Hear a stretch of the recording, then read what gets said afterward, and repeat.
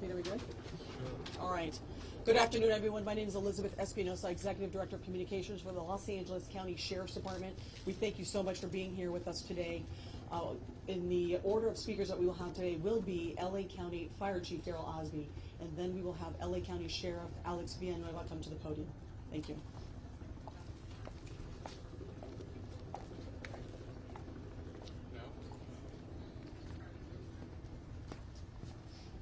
Let's go live with Chief Daryl Osby of the County Fire Department. Good afternoon. My name is Daryl Osby, and I'm the Fire Chief of the Los Angeles County Fire Department. I want to thank you for coming here to today's briefing of the Willow incident. Today, shortly before 10 o'clock at 9:47 a.m., the Los Angeles County Fire Department received a 911 call of a potential helicopter down in a brush fire at the intersection of Los Virgenes Road and Willow Glen Street in the city of Calabasas in unincorporated Los Angeles County. Upon arrival, our firefighters discovered approximately a quarter-acre brush fire that resulted from a crash on the hillside.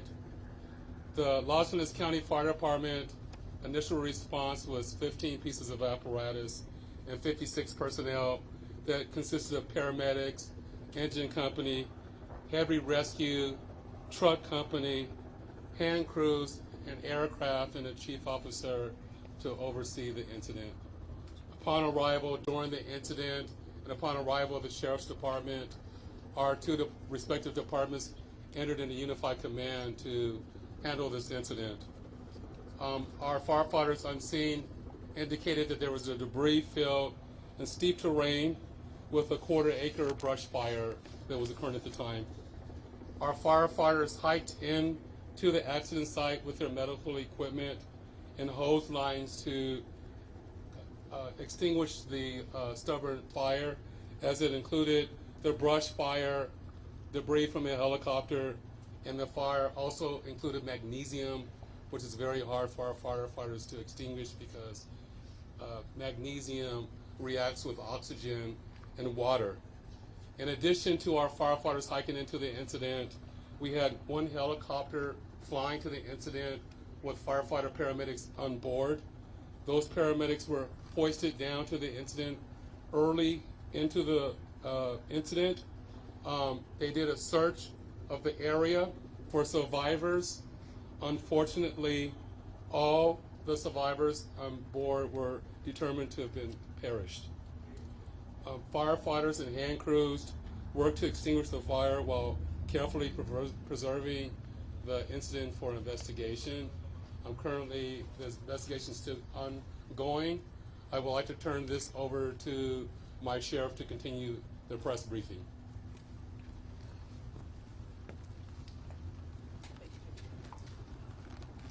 Thank you, Chief Osby. Personnel from Los Angeles Sheriff's Station responded to the scene of the crash site and assisted the fire department, and we've established a containment area, and now our Aero Bureau has a handle on traffic or aircraft accidents. However, when there's a fatality, then it switches to the National Transportation Safety Bureau, the NTSB, and the Federal Aviation Administration, the FAA. The FAA is already on scene and assisting. We're waiting the arrival of the coroner's office to assist in the recovery of the remains. As the chief indicated, there were no survivors. We have a manifest that indicates that there was 9 people on board the aircraft, the pilot plus 8 individuals. There is wide speculation as to who the identities are. However, it is entirely inappropriate right now to identify anyone by name until the coroner has made the identification through their very deliberative process, and they've made notifications to next of kin. And it'd be extremely disrespectful to understand that your loved one was perished and you learn about it from TMZ. That is just wholly inappropriate, so we're not going to be going there. We're going to wait till the coroner does their job, and we're assisting the families of those who believe they've been impacted, and it's a tough process. And our hope goes out to all of the members that were on board, all the family of everyone who was on board this aircraft, and God bless their souls. So at this point in time, we have nothing that we can add until the coroner does their job, and we'll be making those notifications when we have the information and we know the next of kin have been notified, then we can release the information publicly. And you'll be notified in subsequent announcements. Sheriff, there is if the one manifest thing you says can 9 and 4, confirm. does that Do we mean there have were a 9 bodies? confirmation actually of 9 bodies there at the scene? That is our belief, yes. Thank you. So we realize at this point there are so many questions. There's a lot of information out there, and again, we understand. There's a lot of information that's floating, but we certainly have a responsibility and an obligation, out of respect, of course, for the families. And this is a very difficult time for us all, for the city. We have the mayor here of Calabasas, also city council. We thank them for being here.